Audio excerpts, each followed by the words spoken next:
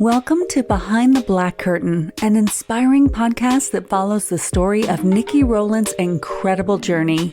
Join Nikki as she inspires other single women and single moms to be courageous and continue to persevere through their own life journey. Together, we will learn from Nikki's success and struggles as we create a tribe of women committed to finding freedom from their past, purpose in their present, and unlocking the potential for the future. Welcome to Behind the Black Curtain. Hey babes, welcome back to another episode of Behind the Black Curtain. I am your host, Nikki Rowland, and in today's episode titled Sleeping with the Enemy, we're going to be talking about the effects of staying in toxic relationships even when we know that they are unhealthy for us, okay? So let's just dive into this. This is a topic that is very near and dear to my heart because this is something that I've experienced one time too many in my life. Yes, I have grown, I have learned my lessons, but when I think back to how many times I allowed myself to stay in a relationship where I was sleeping with the enemy, it was one time too many. I'm like, girl, how did you not learn the lesson the first time? And if you didn't learn it the first time, how did you not pick up on the second time, right? But I know that this is a topic that many women can relate to, and it's something that I really want to dive into today in hopes that it will help bring clarity where you need it. It will help to get a light bulb to go off for you if you are in this situation, and it will help give you some kind of strategy to get out of it if you are currently sleeping with the enemy. Now let's talk about what the meaning of enemy is. Enemy is a person or an entity that is actively opposed or hostile towards another individual or a group. So in this case, if you are sleeping with the enemy, I am referring to this person being someone that is hostile towards you, someone that is opposed of you, someone who poses a threat to you, who seeks to harm you, whether that is physically, emotionally, or mentally, someone whose behavior is erratic or is just unsafe for you. And the term sleeping with the enemy is an expression that means being in a romantic or intimate relationship with someone who is considered to be an adversary or someone who is opposed to one's own interests. If any of this resonates with you, baby girl, and if you're a guy listening, baby boy, because men can go through this too with women, you are sleeping with the enemy, and this is something that we need to dead right now. Now, here's the thing with being in these toxic relationships, because they do tend to have a pull, right? And it's like, where is this pull coming from? If you're someone on the outside looking in at another person being in a toxic relationship, it is so easy to say, if that was me, it could never be. I would never, we're so quick to say what we won't tolerate and what we won't do. Or sometimes we're sitting there like, I don't even understand what the heck the pull is. Like, what is it that you see in this person that is causing you to continuously stay here or continuously go back to them? But there is a pull in toxic relationships, and this pull comes from this word is always so hard for me, familiarity.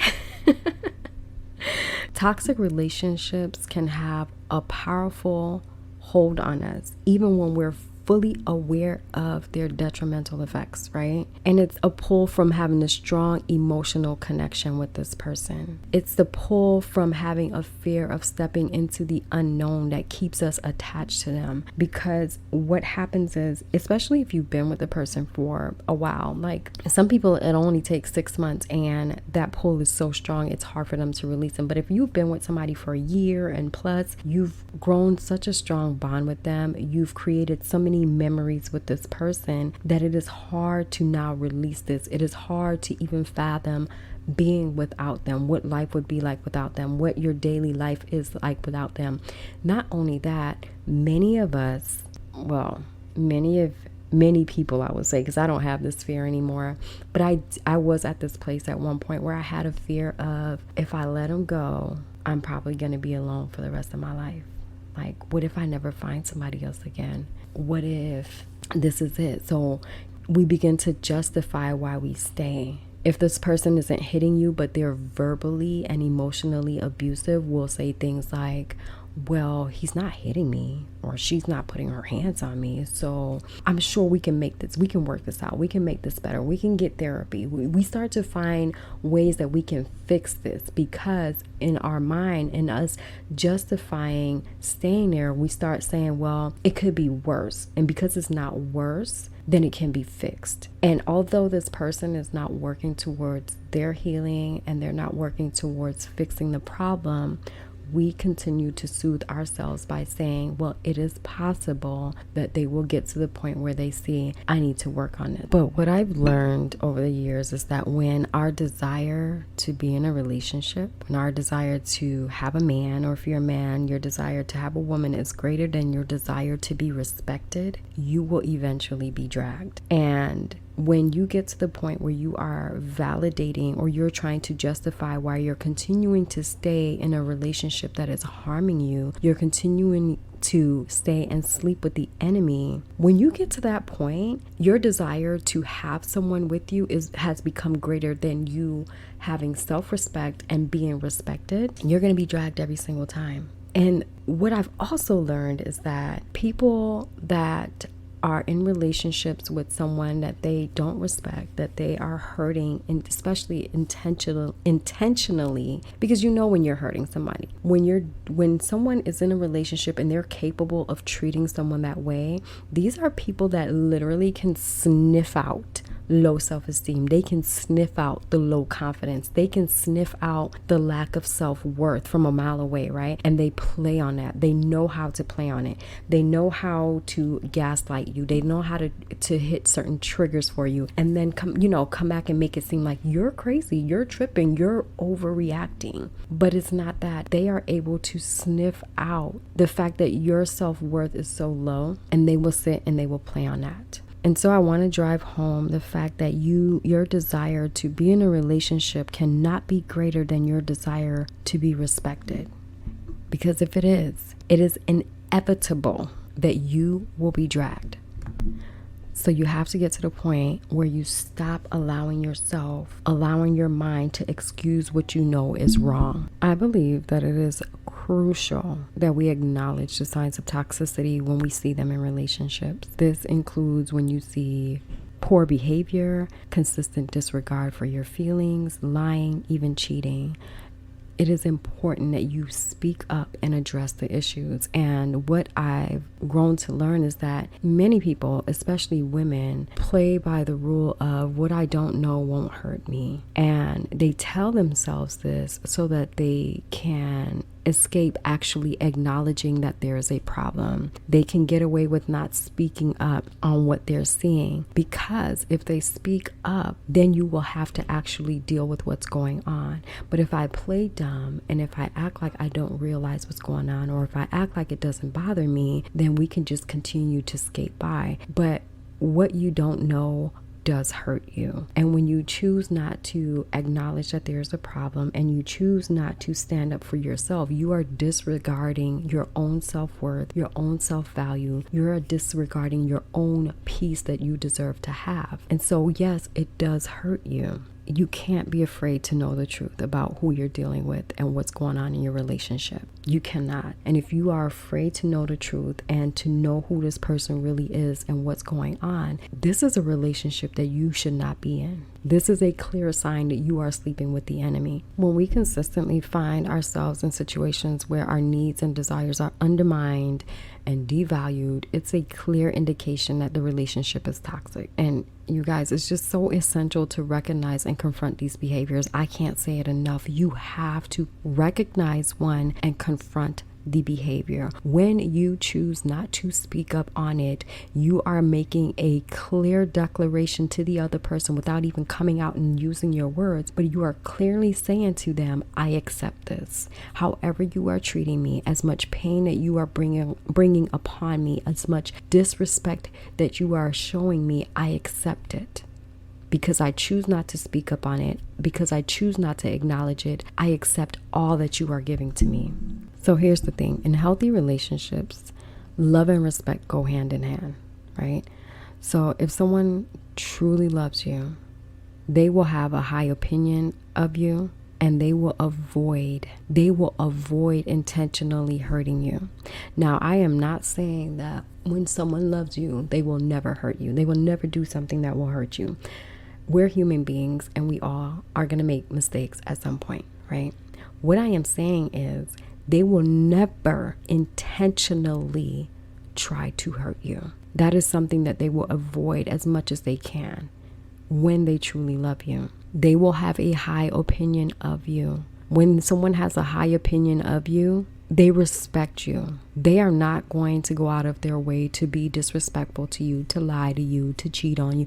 They are not going to be doing these things. I don't know. I can't stress it enough when I say it's vital that we prioritize our self-worth and our well-being over the mere desire of, I want to have a partner. I don't want to be alone. I don't know what life is going to be like with just me. I don't want to take this on alone. Or I know a lot of us are holding on to, or a lot of people hold on to these toxic relationships out of the sheer fear of, I don't want to have to experience that pain that you experience when you go through a breakup.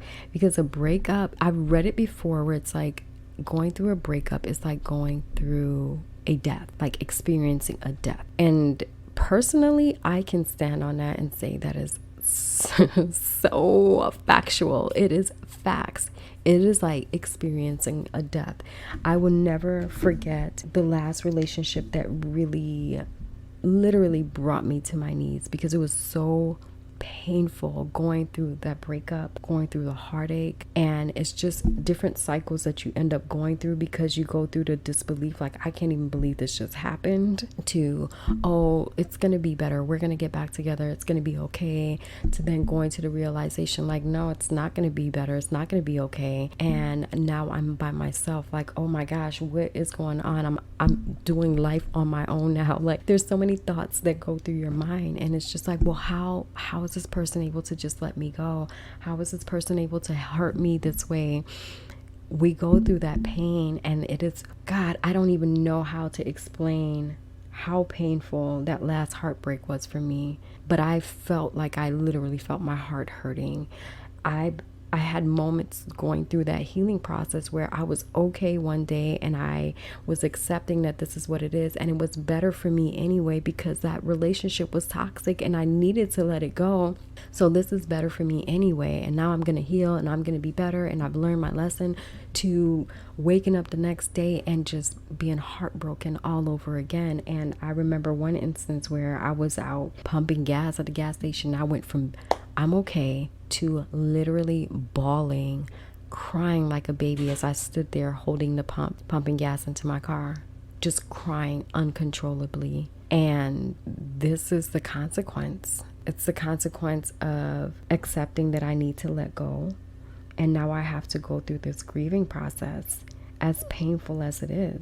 But if I can be honest with you guys, I would go through that again and again and get to the end of the road where I'm healed, I am happy, I am whole, I love myself, I respect myself too much to ever allow someone to manipulate and gaslight me like that person did. I love myself too much to ever do that again. My growth is at another level. So I would go through that healing process time and again if it meant that I would never have to experience what they put me through. I would never again be so low that I allow someone to treat me like the dirt on the bottom of their shoe. That to me was more painful than the heartache, because what I was doing was slowly dying inside in that relationship. I was losing myself every day. I was losing who I said I was, who I knew myself to be. I was losing that girl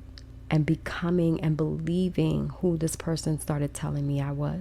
This person started trying to make me feel like I wasn't worth a damn. This person said some of the most vile things to me. And this was coming from someone who originally showed so much love to me, so much care, so much compassion, just behaved and talked about me like he thought the world of me. But eventually he changed. And because I was holding on to what he showed in the beginning, and I was holding on to the good memories that we had at some point, I stayed in that relationship a lot longer than I should have. Yeah, we had great memories at some point. Loving, joy-filled, laughter-filled memories, great memories. Some of the happiest moments that I experienced in life. I held on to that and justified me staying longer and tolerating the BS because of what I saw him do before, because of how good I saw him be before. But the reality is this was no longer that person. And this person had become someone who had intentionally said things to hurt me, to have me second guess who I was. And at first I was afraid of acknowledging this is what he's doing to me. I was afraid of speaking on it because I'm like, oh, maybe I'm tripping. I don't even know why we tell ourselves that. Like, girl, you know you ain't tripping. But it's like, oh, maybe I'm tripping. Maybe I'm doing too much. Maybe I'm seeing too much. Maybe I'm. And it's like, no. And then when I started speaking up for myself, because I'm like, you're going overboard at this point. Now it's not even subtle. These are blatant disrespect. I'm gonna have to speak on it. And then speaking on it became him gaslighting me and having me believe that I was tripping and I was crazy and I was jealous and I was something wrong with me. And it was none of those things. But again, because I had grown and had this attachment with this person and became so familiar with this relationship, it was like, damn, really? Do I want to start over again? Dang, God, does it mean I'm just going to be alone? Dang, I don't want to have to go through this healing process. I think he's going to change. I've seen how great he was before, so I know he can change. But I'm going to say it again. Unless that person is willing to do the work, you need to stop making excuses for him. Stop making excuses for him, because the longer you stay in that toxic relationship, every day you're going to lose yourself a little bit more. You're going to lose yourself day by day. But once we break free from this cycle of rationalization by one, acknowledging and addressing the truth, we begin to pave a way for healing and growth. There's a quote that I heard, and it says, "A wound that goes unacknowledged and unwept is a wound that cannot heal." I'm going to say it again. A wound that goes unacknowledged and unwept is a wound that cannot heal.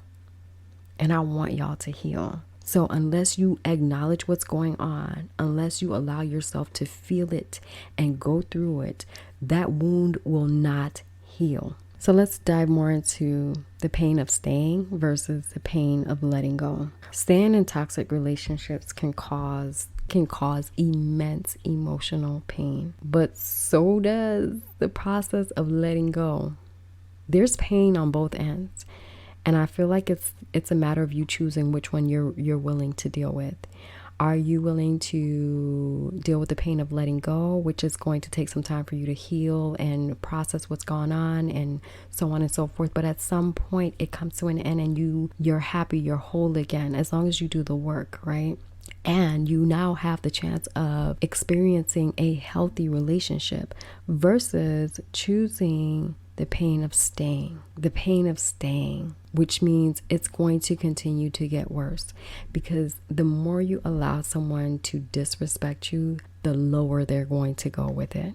The longer you stay, the worse it's going to be. I think it's crucial that you guys recognize that continuously going back to these relationships only bring more pain upon yourselves. That's all it does. It does not bring healing. It doesn't make things better. I mean, the person may come back and behave, be well behaved in the beginning, but that only lasts for so long, because in all honesty, unless that person has went out and done the work themselves and got the help they needed and did the growing that they needed to do, nothing has changed. All they are doing is putting on a mask for when they come back, nice pretty mask that's going to draw you in, and eventually the mask has to come off. And y'all know this. So with that being said, I want you to prioritize your well-being. It's so important that we prioritize our well-being and choose to let go, even if it's painful. The healing and growth can only come when we break free from toxic patterns and embrace a future that holds respect, love, and self-worth. That's the only way. And if you are a parent and you are someone that is prone to be in toxic relationships, or you are in one right now, I want you to think about your children. I want you to think about what they are seeing, the example that you are setting, what you are teaching them without even having to say a word. When they see that the mom or dad stays in these toxic, nasty relationships, you are honestly teaching them that this is the norm. This is normal behavior. It is normal for someone to treat you like trash. It is normal for someone to cheat on you, for someone to disrespect you. It is normal for you as a person to not love yourself enough. It is normal for you to want to be with someone more than you want to love on yourself. It is normal for you to want to be with someone who does not care about you, who is actually your enemy, than it is for you to desire to be respected. That is what you are teaching them. And what's going to happen is the cycle is going to continue. So if you are a parent and you know that this is not something you would ever want your child or your children to experience, it is time for you to get up off that boat. Whatever boat you've been cruising on with this person, it's time for you to get off. This is your stop. It ends here. And with that relationship that I was in, that is one thing that played in my mind. I don't ever want my children to believe that this is normal, that this, when they grow up and they end up in relationships, that someone treating them like crap or talking to them like trash is normal. I don't want that, because I swear to you, if I ever know that someone hurts my kids in that way, I'm like ready to tear them apart. I am that mama bear. So for me, it's like, okay, you have to set the example and to show them like this is absolutely not okay. So with that being said, I want you to remember that you are worthy of respect and happiness. Embrace the journey of healing and growth, and always, always, always, always prioritize your well-being. I want to thank you guys so much for joining me in this episode of Behind the Black Curtain. If this episode resonates with you, if this topic resonates with you, or if you have any questions, please feel free to reach out to me. Until next time, take care of yourselves and remember to always love and respect and honor yourself. Oh, and of course, I can't let you go without giving you a scripture. And today's scripture is, "Do not be yoked together with unbelievers, for what do righteousness and wickedness have in common? Or what fellowship can light have with darkness?" 2 Corinthians 6:14. And I chose the scripture because it highlights the idea of not being intimately connected or aligned with someone who holds opposing beliefs or values. It also suggests the importance of considering the compatibility of your beliefs and your values before entering into close relationships. That is it. Stay blessed, y'all.